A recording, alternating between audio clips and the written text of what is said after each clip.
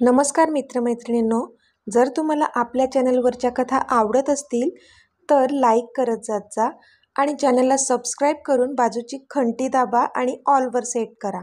म्हणजे जेव्हा जेव्हा मी नवीन व्हिडिओ किंवा कोणतीही नवीन पोस्ट अपलोड करेन तेव्हा ती सगळ्यात आधी तुमच्यापर्यंत पोहोचेल. धन्यवाद. तर वळूया आपल्या कथेच्या पुढच्या भागाकडे. मॅम, तुम्हाला HR डिपार्टमेंटमध्ये नाही बोलावलं आहे. तो ऑफिस बॉय बोलला तशी ती जागेच थांबली. मग तिने आश्चर्याने विचारलं. रियान सरांनी त्यांच्या केबिनमध्ये बोलावले. तो ऑफिस बॉय बोलला तशी ती त्याच्याकडे पाहतच राहिली. म्हणजे हा कधी आला ऑफिसमध्ये? तिला अजिबात कल्पना नव्हती की तो आत असेल. राग तर खूप जास्त आला होता तिला त्याचा. पण आता त्याने बोलावलं आहे आणि त्याच्या केबिनमध्ये जायचं आहे ह्या कल्पनेनेच तिच्या हृदयाची धडधड वाढली होती. आता पुढे. पण तरी तिने स्वतःला सावरले, कारण हे तर होणारच होतं. त्याचंच ऑफिस होतं ते आणि ती तिथली एक सामान्य एम्प्लॉई. त्यामुळे तिला आता त्याला फेस करावं लागणारच होतं. मे आय कम इन सर? तिने दरवाजावर टकटक करून विचारलं. येस, कम इन, तो बोलला. तशी ती आत केबिनमध्ये शिरली आणि बरोबर त्याच्या समोर जाऊन उभी राहिली. पण बघत मात्र खालीच होती ती. तो एकटक तिच्याकडेच पाहत होता, पण अजूनही तिने नजर वर करून त्याला पाहिलं नव्हतं. तशी त्याने नकारार्थी मान हलवली. आता तिचं रेझिग्नेशनचा मेल वाचून खरं तर त्याला खूप जास्त राग आला होता तिचा. पण कसंही करून तो स्वतःला शांत करत होता. मिस परिणिती, त्याने तिला आवाज दिला तसं तिने मान वर करून त्याच्याकडे पाहिलं आणि तिचं पुन्हा मन भरून आलं. कालपर्यंत ह्याच चेहऱ्यासाठी ती वेडी होती, किंबहुना आत्ताही आहे. त्याचीच स्वप्न पाहत जगत होती. दुनियेची पर्वा न करता त्याला आपल्या आयुष्याचा भागीदार बनवून मोकळी झाली होती ती. पण आत्ता मात्र त्याच्यासमोर एक अननोन व्यक्ती म्हणून उभी होती. त्याला कारणही तो स्वतः होता. शेवटी स्वतःला सावरलं तिने. येस सर, ती त्याच्या नजरेला नजर देत एकदम निर्विकारपणे बोलली. तसं त्यालाच आता त्याच्या काळजावर कोणी वार करत आहेत का असं वाटलं. परिणिती, तुम्ही रेझिग्नेशन का करत आहात? त्याने एका बॉसच्या शब्दात तिला विचारलं. सर, माझे काही प्रॉब्लेम्स आहेत, त्यामुळे मी हा इन्स्टंट रिझाईन करण्याचा निर्णय घेतला आहे, ती बोलली. आणि तुमचे ते प्रॉब्लेम्स काय आहेत? त्याने विचारलं. सर, ते माझे पर्सनल प्रॉब्लेम्स आहेत, मी नाही सांगू शकत तुम्हाला, ती पुन्हा निर्विकारपणे बोलली. तशी त्याने पुन्हा नकारार्थी मान हलवली आणि तो त्याच्या खुर्चीवरून उठून सरळ तिच्या जवळ गेला. परी, हा काय वेडेपणा आहे? तू माझा राग जॉबवर का काढतेस? तो चिडून तिच्या दंडांना पकडून बोलला. सर प्लीज, ती त्याच्या हातातून स्वतःला सोडवत बोलली. सर सर सर, काय लावलं आहे कधीपासून? मी ऋषी आहे तुझा, कॉल मी ऋषी, डॅमिट. आता तो संतापत बोलला. नो, तुम्ही रियान सर आहेत, ती आलेला औंढा अडवत बोलली.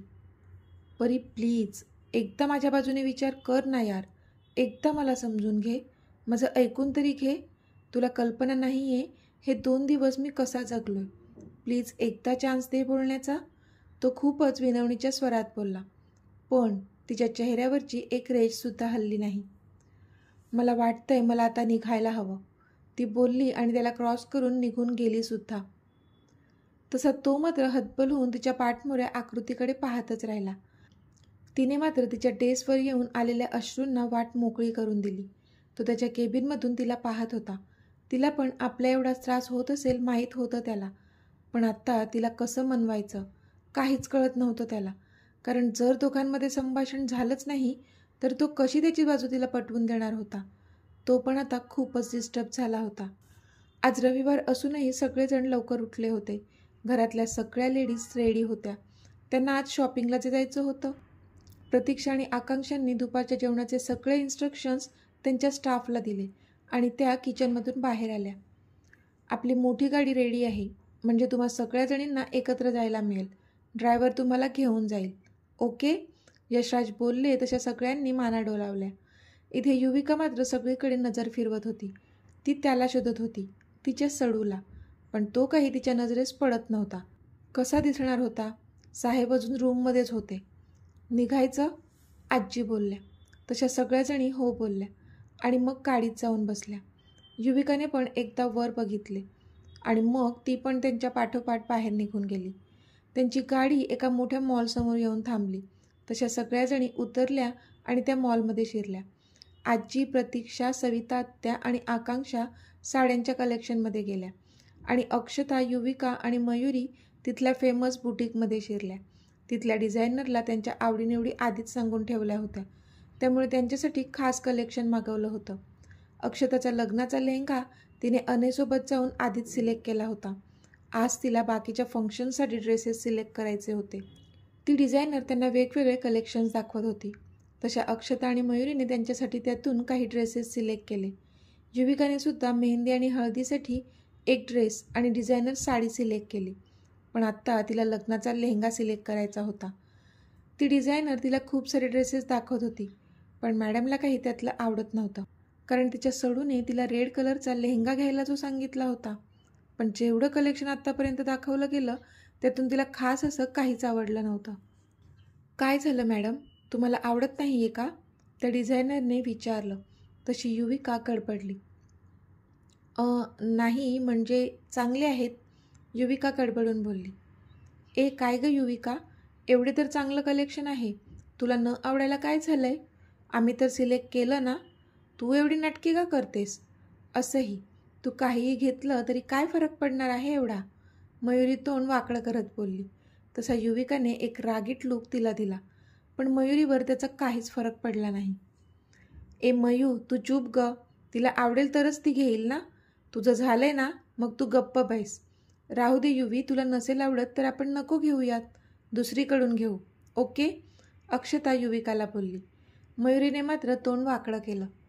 नाही अक्षू, इट्स ओके, मी ह्यातलं सिलेक्ट करते, युविका बोलली आणि तिने त्या कलेक्शनमधून एक रेड कलरचा ड्रेस उचलला आणि तो पॅक करायला सांगितलं. अगं, पण तुला नसेल आवडला तर का घेतेस? अक्षता बोलली. नाही अक्षू, हा आवडलाय मला, युविका कसंनुसं हसत बोलली. तशी मग अक्षता पण काहीच बोलली नाही. खरं तर युविकाला नव्हता आवडला तो ड्रेस, पण मयुरीच्या बोलण्याचा तिला राग आला होता आणि म्हणून हे मॅटर इथेच क्लोज करून टाकूया असा विचार केला तिने. आधीला पण मनातल्या मनात कोसलं तिने, कारण आज तो इथे त्यांच्यासोबत असता तर काहीतरी स्टँड घेतला असता त्याने. पण नाही, साहेब तर घरी झोपा काढत होते, म्हणून त्याच्यावर पण रागावली होती ती. चला, आता झालं असेल तर निघूया का मग, मयुरी बोलली. तशा मग ते सगळे ड्रेसेस पॅक करायला सांगून तिथून निघणारच होत्या की त्या डिझायनरने युविकाला आवाज दिला. मॅडम, 1 मिनिट, ती डिझायनर बोलली. तशी युविका तिच्या जवळ गेली. एका स्टाफने त्या डिझायनरजवळ एक बॉक्स आणून दिला. मॅम, हे कलेक्शन आत्ताच नवीन आलं आहे, जस्ट फर्स्ट पीस, तुम्हाला नक्कीच आवडेल, ती डिझायनर बोलली. तशी युविका तिच्याकडे पाहू लागली. पण जसं त्या डिझायनरने तो बॉक्स ओपन करून दाखवला, त्या तिघींचं तोंड उघडच्या उघडं राहिलं, कारण तो एक खूपच सुंदर असा रेड कलरचा लेहंगा होता, ज्यावर डायमंडचं खूपच नाजूक असं वर्क केलेलं होतं. पाहता क्षणी कोणालाही आवडेल असा तो लेहंगा होता. युविकाच्या चेहऱ्यावर खूप मोठी स्माईल आली. इट्स सो ब्युटिफुल, ती बोलली. येस, इट्स सो ब्युटिफुल, मला हवाय हा, मयुरी बोलली. तसं तिने तिच्याकडे चमकून पाहिलं. नो मॅम, हा आम्ही ह्यांच्यासाठी खास दाखवला, आमच्या बुटीकमधून सहसा कोणालाही काही आवडणार नाही असं होत नाही, मग ह्या मॅडमना आम्ही नाराज कसे करू शकत होतो, म्हणून आम्ही हे कलेक्शन खास त्यांच्यासाठी मागवलं आहे, ती डिझायनर बोलली. तसा मयुरीचा चेहरा बघण्यासारखा झाला. पण ह्याची प्राईस जास्त असेल ना, युविकाने विचारलं. अगं, तू प्राईसची चिंता का करतेस, आई आहे ना, अक्षू बोलली. नको अगं, इतका कॉस्टली नको यार, युविका बोलली. मॅम, तुमच्यासाठी 40% डिस्काउंट आहे, आता तरी हो म्हणा, ती डिझायनर बोलली. तशी युविकाच्या चेहऱ्यावर स्माईल आली आणि तिने तो लेहंगा पॅक करायला सांगितला. आत्ता मात्र खूप खुश होती ती, कारण तिच्या मनासारखा लेहंगा तिला मिळाला होता. सर, मॅमना हा लेहंगा आवडला आहे, ती डिझायनर फोनवर बोलली. तशी इथे आधीच्या चेहऱ्यावर स्माईल आली. तुम्ही माझं नाव नाही ना घेतलं तिथे, त्याने विचारलं. नो सर, ती डिझायनर हसून बोलली. थँक्यू, आधी बोलला आणि फोन कट केला त्याने. सगळे आता शॉपिंग करून घरी आले होते. कपड्यांची खरेदी ऑलमोस्ट झाली होती. आता दागिने राहिले होते. दागिन्यांची खरेदी करण्यासाठी त्यांना बाहेर जायचं नव्हतं. त्यांचा सराव घरीच सगळे नवीन डिझाईन घेऊन येणार होता. सगळ्यांनी जेवून घेतलं आणि मग सगळेजण आराम करण्यासाठी आपापल्या रूममध्ये निघून गेले. युविका तिच्या रूममध्ये होती. जाताना तिने आधीच्या रूमवर नजर टाकली, पण त्याची रूम बंद होती. ती विचार करत होती की आधी कुठे गेला असेल. त्याने सकाळपासून एक फोन पण केला नाही. तिने तिचा मोबाईल घेतला आणि त्याचा नंबर डायल केला. रिंग जात होती, पण त्याने फोन उचललाच नाही.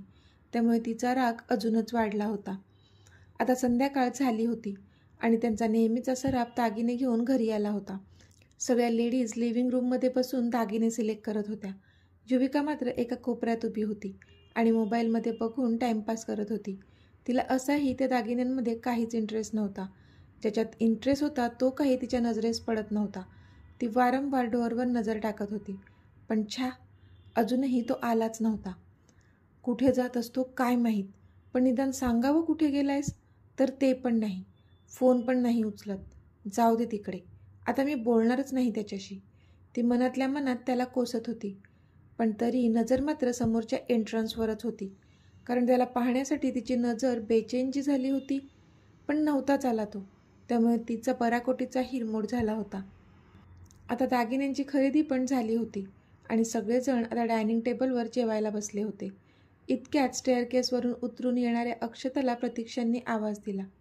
अक्षू, जरा आधीला जेवायला बोलावून आण, त्याच्या रूममध्ये आहे बघतो. प्रतीक्षा बोलल्या तशी अक्षू आधीच्या रूममध्ये गेली, पण इथे युविका मात्र शॉक झाली होती. म्हणजे हा त्याच्या रूममध्येच आहे? कधी आला हा? ती मनातच विचार करू लागली. इतक्यात आधी तिच्या समोरच्या चेअरवर येऊन बसलासुद्धा. तिने नजर वर करून त्याच्याकडे पाहिलं तर तो घरच्या कपड्यांमध्येच होता. केस अस्ताव्यस्त झाले होते आणि थोडा थकलेलाही वाटत होता तो. त्याला तसं पाहून तिलाच कसं तरी झालं. काय झालं ह्याला? आजारी आहे का? तिला आता त्याची काळजी वाटू लागली.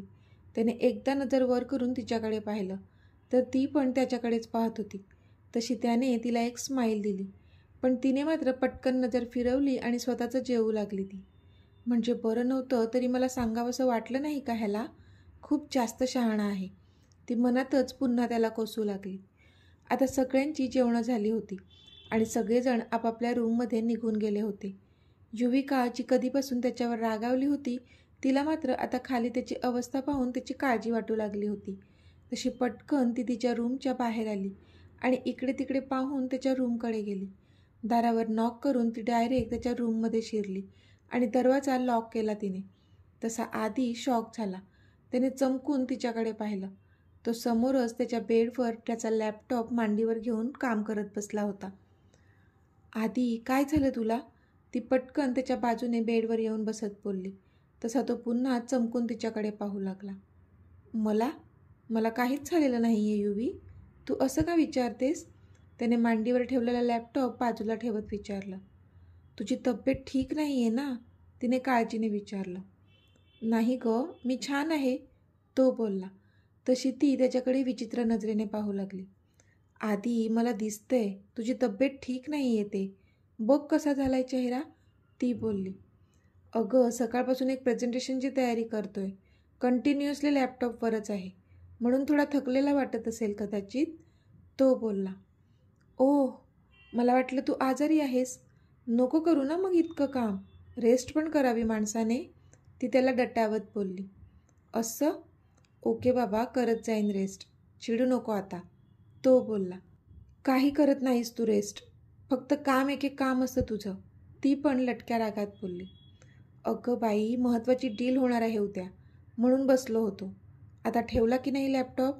आता रेस्ट करतो, ओके, तो बोलला. आय एम सॉरी, ती तोंड बारीक करत बोलली. आता सॉरी का? त्याने तिला जवळ ओढत विचारलं. मी उगाचच तुझ्यावर चिडले, ती बोलली. इट्स ओके डिअर, चालतं, तो तिच्या डोक्यावरून हात फिरवत बोलला. तशी ती किंचित गालात हसली. झाली शॉपिंग? त्याने विचारलं. तसं तिने त्याच्याकडे पाहिलं, थोडं गुस्स्यातच. एकतर तो स्वतः तिथे आला नव्हता आणि तिला तिथलं काही आवडत नव्हतं, म्हणून मॅडमचा राग होता. ते तर नशीब की ऐन वेळेवर त्या डिझायनरने तिला ते नवीन कलेक्शन आणून दिलं. अगं, काय झालं चिडायला? त्याने विचारलं. नथिंग, ती गाल फुगवून बोलली. तसा तो गालातच हसला. बाय द वे, तुला लेहंगा आवडलाय ना? म्हणजे कलर तुझ्या आवडीचाच आहे ना? त्याने गालात हसत विचारलं. तशी ती मात्र त्याच्याकडे आवासून पाहू लागली. तर मित्रमैत्रिणींनो, आजचा भाग तुम्हाला कसा वाटला ते मला कमेंटमध्ये सांगा आणि जर आवडला असेल तर व्हिडिओला लाईक करा, शेअर करा आणि चॅनलला सबस्क्राईब करून बाजूची घंटी नक्की दाबा. चला तर भेटूया आपल्या पुढच्या भागात. तोपर्यंत धन्यवाद.